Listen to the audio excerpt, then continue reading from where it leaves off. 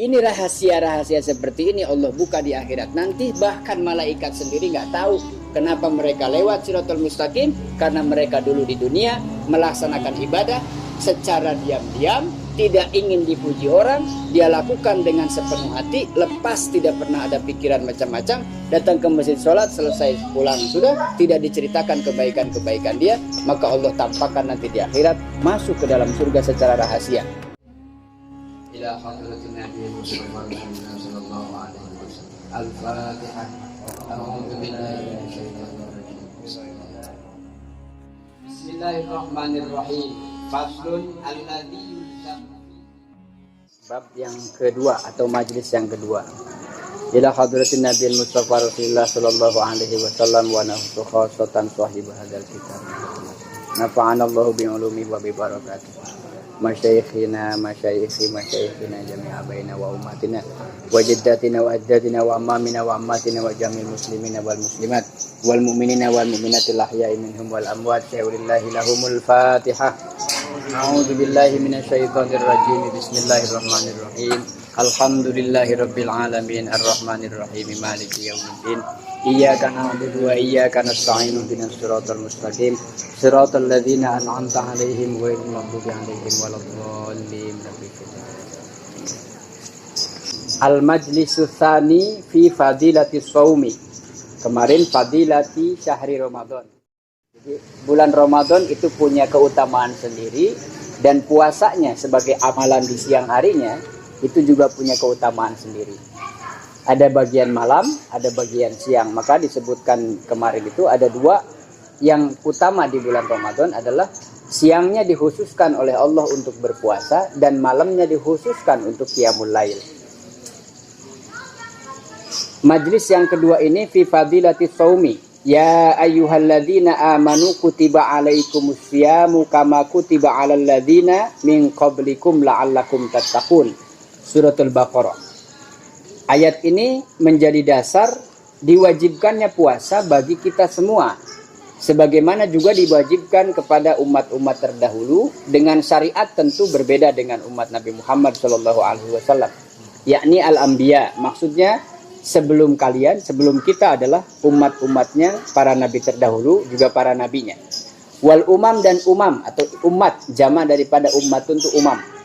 Min ladun Adam alaihi salatu wassalam, sejak Nabi Adam sudah ada syariat puasa itu. Wa fihi taukidun lil hukmi wa targhibun fil fi'li. Menjadi penguat secara hukum, meski di sini tidak ada kalimat wajib. Yang ada itu terdapat kutiba. Kutiba dimaknai diwajibkan. Kalau dari kata dasarnya, kataba menulis, yaktubu uktub atau kitaban tulisan. Jadi kutiba telah kami tuliskan, maknanya telah kami wajibkan, sudah kami wajibkan pada kalian. Wa tatyibul linnafsi wasaumu fil lughah. Puasa pada arti menurut bahasa al-imsaku amma tanazu'u ilaihi nafsu.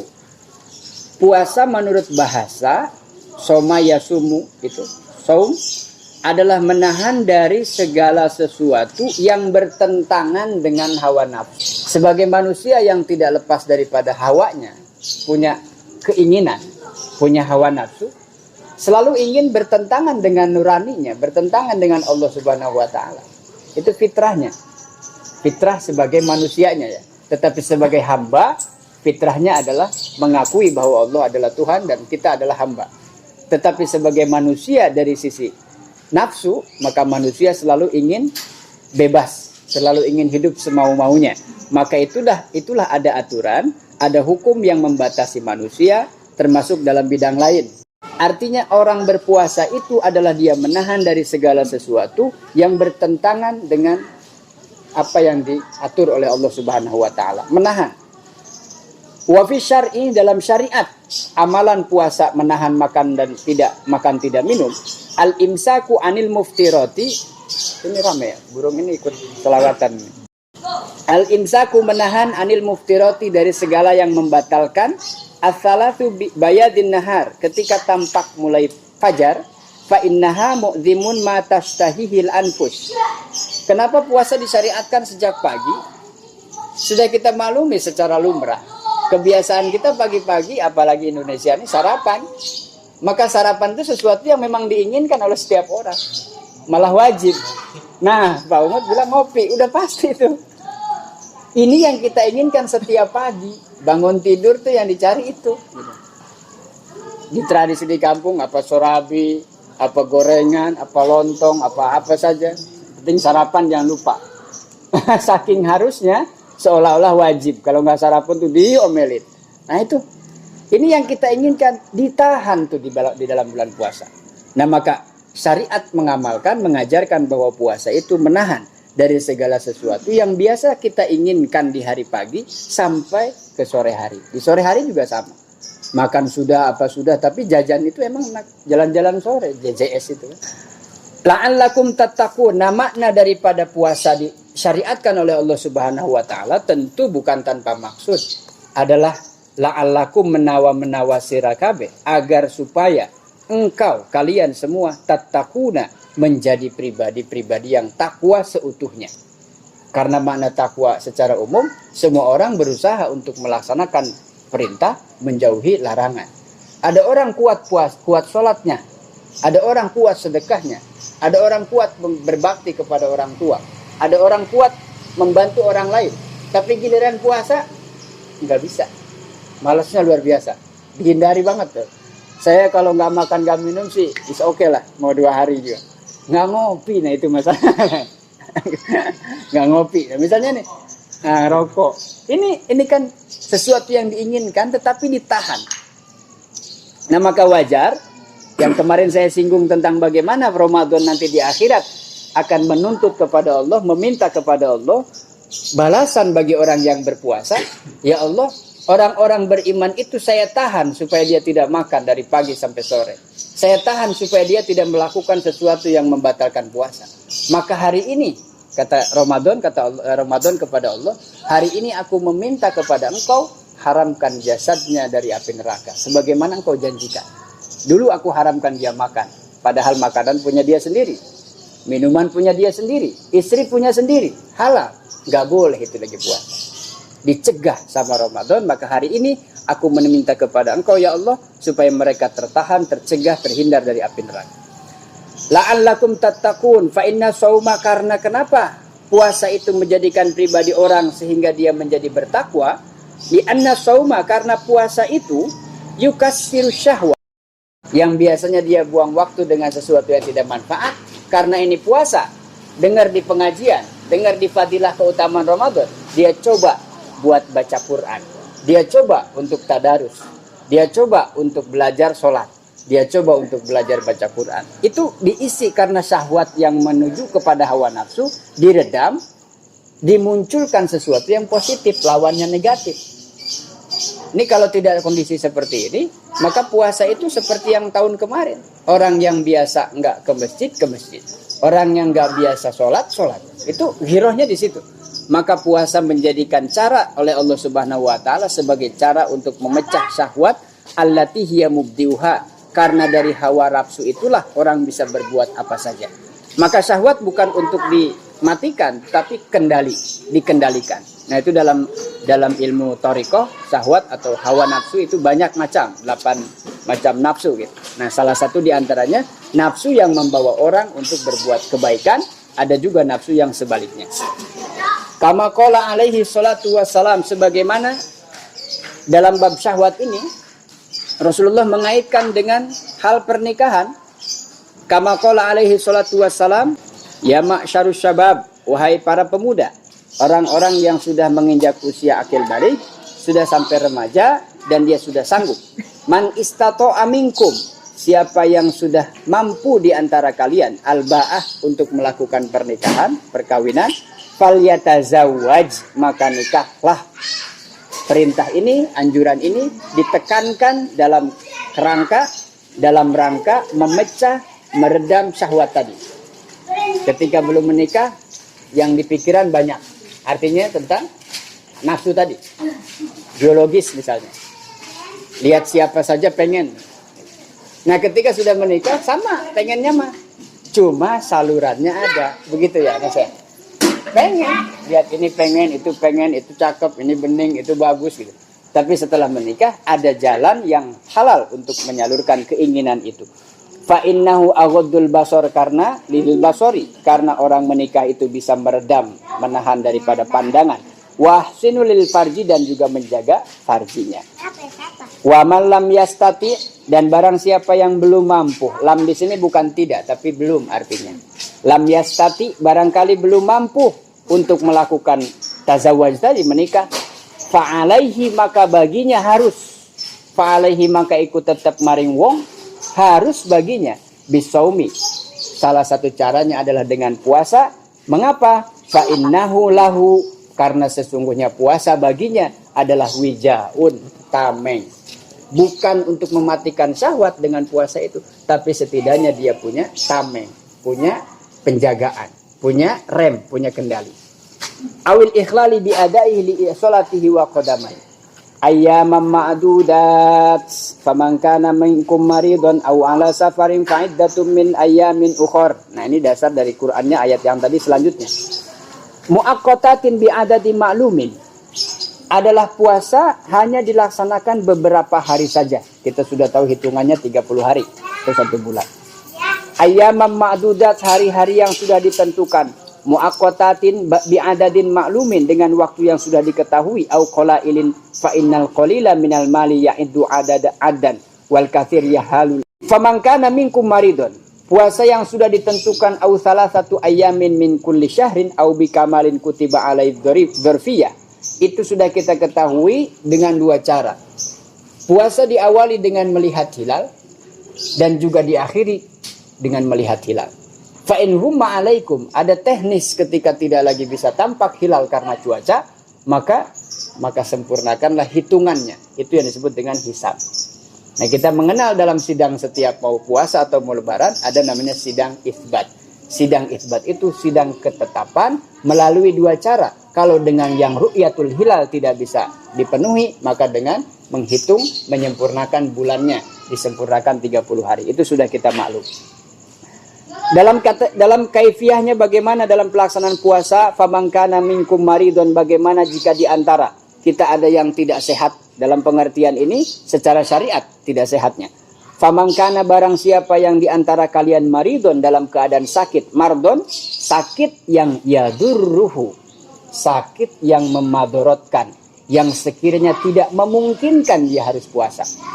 As-sauma wa yu'siru ma'ahu, atau memberatkan. Bisa dia sanggup, tapi repotnya luar biasa. Sampai harus sakitnya malah bukan sembuh, makin parah. Nah, ini jika begini bagaimana kata Quran? Au ala safarin, atau dia dalam bepergian. Au rokibin, dalam tunggangan, darat, laut, atau udara. Wa fihi imaun bi anna man safar asna al yaum lam yuftir. Di antara orang yang bepergian di siang hari, maka bulan puasa itu bukan berarti kemudian libur semua, kan tetap kerja ya. Nah gitu, tetap beraktivitas. Nah, bagaimana orang yang beraktivitas ketika dalam perjalanan khususnya, atau ketika orang ini tidak sehat dalam keadaan sakit, apa yang dilakukan? Fa'iddatum min ayyamin ukhor.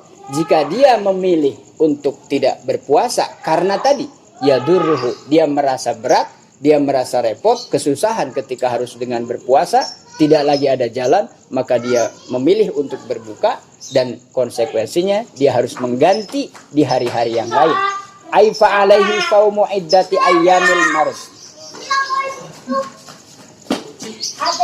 Awis safar min ayyamin ukhor in aftar. An Abdurrahman ibn Auf anin Nabi sallallahu alaihi wasallam. Masuk kemudian pada dasar hadis-hadisnya. Qala annahu qala ja'ani Jibril. Ini kadang Jibril disebut Jabroil, ada Jibril juga. Ja'ani, datang kepadaku Jibril alaihi salam, wa qala, Jibril berkata kepada Rasulullah, ya Muhammad, la yusalli alaika ahadun, tidak ada orang bersolawat kepadamu illa shalla alaihi sab'una alfu malakin. Tidak ada seorang mukmin, seorang umatnya Nabi Muhammad mengucapkan 1 kali solawat kepada Rasulullah, kecuali dia dibalas, dibacakan solawat, dimintakan rahmat oleh sab'una alfu malak. Sab'una alfu malak. Sab'una 70 alfin ribu. 70 ribu malaikat memintakan ampunan solawat rahmat kepada orang yang membaca solawat kepada Rasulullah 1 kali. Wa man sholat alaihil malaika kana min ahlil jannah. Wa man sholat, dan barang siapa yang disolawati, maksudnya dimintakan ampunan rahmat oleh para malaikat, kana min ahlil jannah, pastilah dia bagian daripada ahli surga.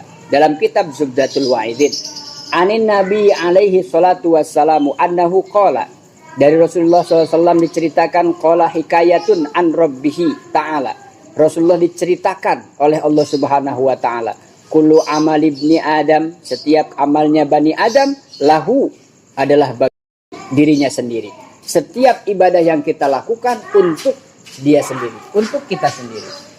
Sedekah, dikasihkan barang itu, uang itu, apapun bentuknya ke orang. Tapi sebetulnya itu orang bersedekah kepada dirinya sendiri. Maka Allah sampaikan akan dilipat gandakan, jumlah nilai yang kita sedekahkan akan diganti. Orang sholat buat Allah, bukan buat diri sendiri. Niatnya karena Allah, tapi Allah katakan sholat itu agar kalian bisa tercegah dari perbuatan keji dan munkar. Apalagi qiyamul lail, dapat tatawu, keutamaan, kesunahan, kecintaan kepada Rasul. Baca Quran agar dia bisa memahami, mengamalkan Al-Quran dalam kehidupan sehari-hari. Semua amal manusia itu bagi dirinya sendiri, bukan buat Allah. Illa sauma, kecuali puasa. Illa sauma, kecuali puasa. Fa innahu li wa ana ajzibih. Karena puasa mah khusus, tidak bisa kita liatin ke orang. Sholat kelihatan datang ke masjidnya. Sedekah kelihatan di daftar nama pemberi sedekah, donatur. Kita kasih santunan yatim, kelihatan siapa donaturnya. Sholat malam, baca Quran, kedengaran suaranya. Puasa apa yang mau dipamerin? Udah badannya lemes, pucat, udah kagak semangat, kelihatannya begitu. Nah, apa yang mau dipamerin? Maka itu kita nggak tahu orang puasa nih yang benar puasa enggaknya. Wallahu alam. Kalau sholat kelihatan, rukunya salah, wudunya salah. Kalau puasa, makanya kenapa di sekolah tidak ada praktek ibadah puasa gitu. Susah nilainya. Ya, anak-anak pura-pura puasa padahal enggak. Nah, itu dia. Hanya Allah yang tahu kita puasa dan tidak. Maka Allah katakan, kullu amal ibni Adam, setiap amal manusia itu semua manfaatnya untuk mereka sendiri kecuali puasa. Karena apa? Fa innahu li, karena puasa itu sungguh-sungguh untukku, wa ana ajzibih, karena itu aku sendiri yang akan membalasnya dengan tanpa hitung-hitung. Li'anna shauma sirrun, karena puasa itu rahasia, laisa fihi amalun yushahidu lahu bihilafi sa'iri ta'at. Kenapa begitu? Puasa itu termasuk ibadah yang rahasia, tidak ada amal yang bisa, yang nampak kecuali yang lain selain daripada puasa. Puasa ini tidak nampak. Beda dengan syariat-syariat yang lain.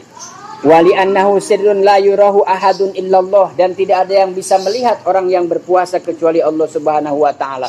Faltazim jazauh, maka Allah pastikan pahalanya Allah sendiri yang akan memberikan tanpa dihitung-hitung. Walidha, dan karena cerita di atas, ruwiya anin Nabi sallallahu alaihi wasallam, karena cerita yang tadi. Qala, Rasulullah bersabda, idza kana yaumul qiyamati, ketika datang pada hari kiamat nanti, yaji'u, datang kaumun, suatu kaum, lahum ajnihatun, ada sayap-sayap, ke ajnihatit toiri, seperti sayap-sayap burung. Ini kalau digambar begini tuh Rasulullah langsung lihat dulu waktu Isra Mi'raj. Dan kita umatnya hal-hal yang gaib, ceritanya dengar tapi tidak boleh divisualkan. Jadi nggak boleh kita gambar malaikat bikin sayapnya gitu ya, warnanya begini, wajahnya nggak boleh. Tapi kalau Rasulullah langsung melihat sehingga menyampaikan cerita ini. Dan wajib diimani. Nanti datang pada hari kiamat satu kaum yang pada dirinya terdapat sayap keajnihati toir, seperti sayapnya burung. Fayatiruna, mereka berterbangan biha ala hitonil jannah. Fayaqulu lahum khazinul jannah, ketika akan masuk ke dalam surga itu, bertanyalah khazinul jannah, penjaga surga yang dipimpin oleh malaikat Ridwan. Man antum, segerombolan kaum dengan sayap ini berterbangan sampai di pintu surga. Ditanya oleh malaikat penjaga surga, man antum, siapa kalian? Fayaquluna, maka mereka menjawab, nahnu min ummati Muhammadin alaihi salatu wassalam, kami adalah umatnya Nabi Muhammad sallallahu alaihi wasallam. Fayaqulu hal ra'aitumul hisab, bukannya ini di mahsyar belum selesai, lagi ada acara hisab. Loh kenapa sudah pada sampai di pintu surga? Apa nggak ketemu hisab nih kalian semua? Kata malaikat. Hal ra'aitumul hisab. Apakah kalian tidak bertemu hisab? Fayaquluna, orang-orang ini mengatakan, la, nggak ada. Saya nggak dihisab kok. Kami ini suruh ke sini, suruh masuk ke. Summa yaqulu saniyan, kemudian bertanyalah malaikat yang kedua. Hal ra'aitumus sirat. Kalian juga nggak temu sirat? Nyebrang nggak tadi di sana setelah masak? Enggak katanya. La, fayaquluna la. Summa yaqulu bima wajadtum hadhihi darajah. Malaikat bingung tuh penjaga surga. Terus kalau kamu tidak menemukan hisab, tidak menemukan siratul mustaqim, bima wajadtum hadhihi darajah. Kenapa? Apa yang menyebabkan kalian lewat hisab dan sirat, tahu-tahu sudah sampai di pintu surga? Fayaquluna, mereka menjawab, abdunallah, kami menyembah mengabdi kepada Allah Ta'ala sirron, secara diam-diam, rahasia, tidak terlihat, fidari dunia, selama di dunia, wa adkhalal jannah, dan aku juga dimasukkan ke dalam surga oleh Allah sirron, secara diam-diam. Jadi banyak ibadah yang kita bisa lakukan secara diam-diam, seperti dalam sedekah sir. Nah puasa juga nggak diam-diam juga, emang gimana orang emang begitu puasa, nggak bisa didiam-diam, nggak bisa ditampakin. Artinya dalam kaifiah ibadah ada yang syariat itu harus ditampakkan, ada yang harus tidak harus ditampakkan. Seperti anjuran sholat berjamaah memang harus ditampakkan, di samping kewajiban adalah syiar nilainya. Tapi kalau sunnah-sunnah, sholat sunnah sebaiknya misalnya qobliyah atau ba'diyah, pengen belajar supaya banyak sunnah, ya di rumah juga pakai. Jangan sampai di rumah nggak sama sekali tuh dipakai sholat. Qobliyah di rumah boleh, sampai ke masjid qobliyah lagi nggak apa. Nah ini rahasia-rahasia seperti ini Allah buka di akhirat nanti. Bahkan malaikat sendiri nggak tahu kenapa mereka lewat siratul mustaqim, karena mereka dulu di dunia melaksanakan ibadah secara diam-diam, tidak ingin dipuji orang, dia lakukan dengan sepenuh hati, lepas, tidak pernah ada pikiran macam-macam, datang ke masjid sholat, selesai pulang sudah, tidak diceritakan kebaikan-kebaikan dia, maka Allah tampakkan nanti di akhirat, masuk ke dalam surga secara rahasia.